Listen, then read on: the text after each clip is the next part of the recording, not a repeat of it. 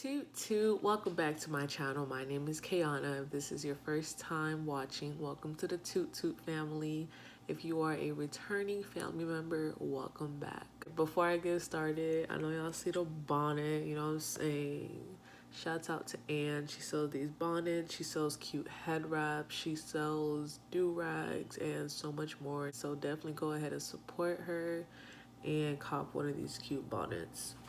So I just wanted to just kind of have a conversation, not really a conversation, but really just a vent to you guys about how I've been feeling lately and just trying to be open and honest. So hopefully I don't have to edit as much, but just, do just like a raw video so that I can just kind of, get things off my chest. So, okay, I have notes here just in case if I do want to follow along with it. We'll see how it goes, but lately, I've been feeling very productive. Ever since this whole virus happened, I'm not gonna lie, I was scared because I'm in debt right now and, haven't been able to really work because of just certain things that I'm personally going through. Not like I lost my job, but I just haven't really been doing my part. So I just kind of haven't been working and, God at the same time has still been providing for me and he's been using different people to bless me. So at this point, I'm just trusting God and just, slowly making my way back up. This whole virus has taught me so much about myself, about like bad habits that I had, a whole bunch of excuses that I had. And don't get me wrong, like for those of you who are like going through this quarantine where you just like have no motivation and you just feel like so discouraged and you feel like when all this is over you're still going to be in the same place that you were before. Trust me, I get it. I was there during that first week. I was battling depression because I was like, how am I going to get through this? Like, why did this have to happen right now? 2020 was supposed to be my year. And then once it happened, and after like that whole moment of like just feeling down and depressed, I started to shift my perspective. And I've been trying to get closer to God, trying to understand why all this is happening. And of course, it hasn't been easy. There are moments where I wasn't being the best Christian, I wasn't being as pure and as holy as I should be. But God was still speaking to me in different ways that I just can't even explain. But I learned the importance of like adjusting to your circumstances because there's a quote that I love that said that leaders don't make excuses, they make adjustments. And so ever since I read that quote, that's the mindset that I've been in. And so yeah, it was tough. I was making excuses at first, but I didn't realize how much time I've been wasting. Like to the point where after a week of this whole virus breaking out, I have done so much since then that probably wouldn't have gotten done until the end of this year because I know I would have been procrastinating. I know that I'd find every excuse as to why I can't get this task done. The way that I've been keeping my room clean, keeping my bathroom clean, like cleaning out my laptop, cleaning out my phone, cleaning out my car, my mind, my circle, like I've been doing so much to prepare for what God has for me. And it's amazing to see it, knowing that once this whole thing is over, I know that it's just going to be blessings on top of blessings. And so I just wanted to like do like 5 things to get right.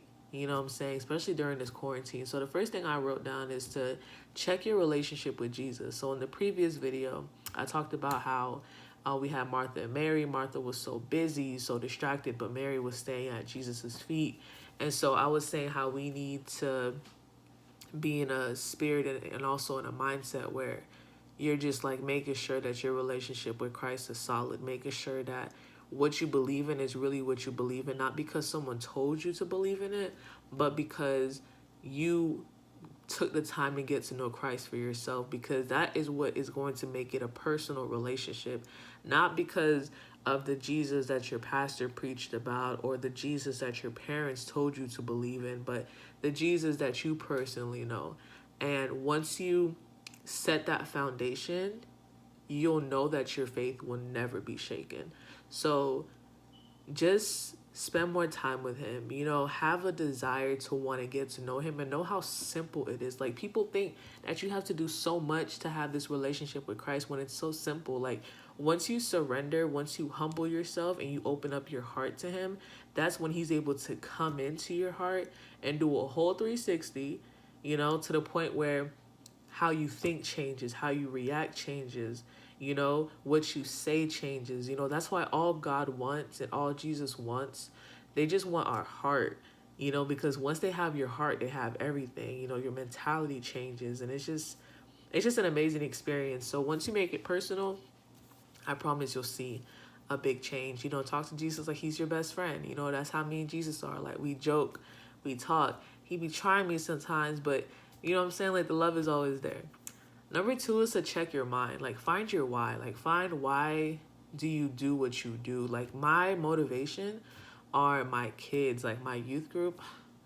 I love them so much. Like, all the youth and the churches that I've grown in, like, I do that for them because I know I am a big influence to them because of God, because of how God has, used me in so many different ways. And I know that that's the type of influence that I have. So I want to show them, like, how your life can be like if you just submit to God, if you just allow him to use you, if you just, like, learn to not play it safe and just do what you got to do. Another thing is to not be scared of failure, when it comes to checking your mind. Know that if God put that business idea, that nonprofit, that ministry, that book idea, that song, that poetry, that organization, or that creativity on your heart, he placed it there for a reason.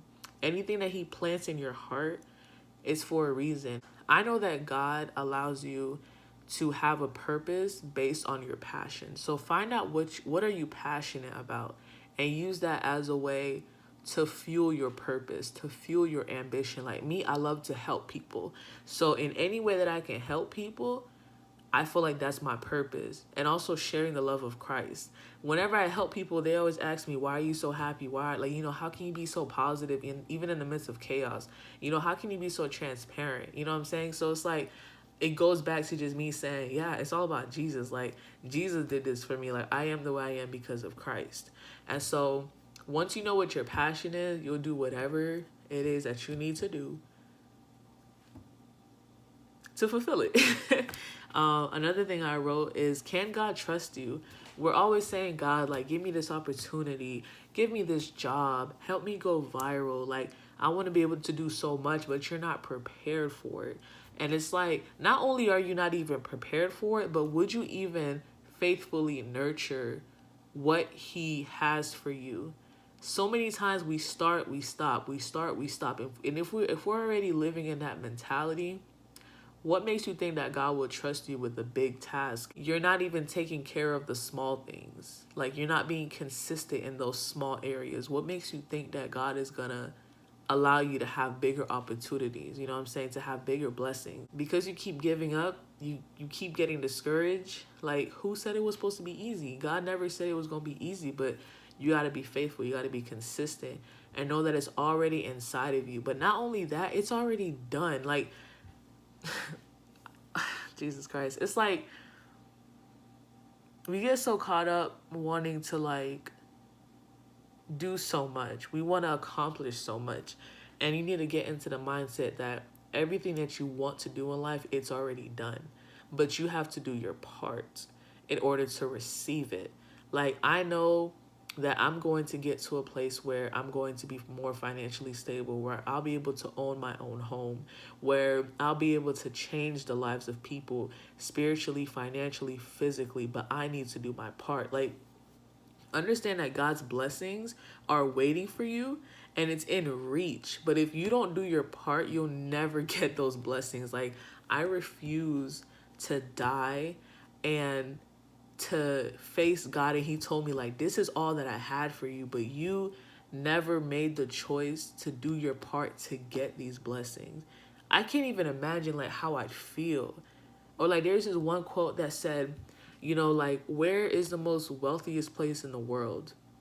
It's the graveyard, because so many people die with their dreams, with their goals, with their aspirations, and to be on my deathbed and to look at those dreams and those goals in the face and say, dang, like I could have done all this had I took that risk, had I been consistent, had I just started. Like we're so quick to like not start where we are because we don't feel like it's enough. Like where's your faith? If we can preach and say I can do all things through Christ who strengthens me, why are we scared to take this leap of faith? Why are we scared to start on that book? Why are we scared to start on that business? Why are we scared to go back to school? You know, why are we scared to start our own podcast, to start singing, to start making YouTube videos? Like what are you scared of? Are you scared of failure? Failure is inevitable, but at the same time, without failure, there's no growth. And so I've made many failures, y'all. Like I'm not perfect. I struggle with a lot of different things, but throughout every failure I've had, it's just been nothing but growth.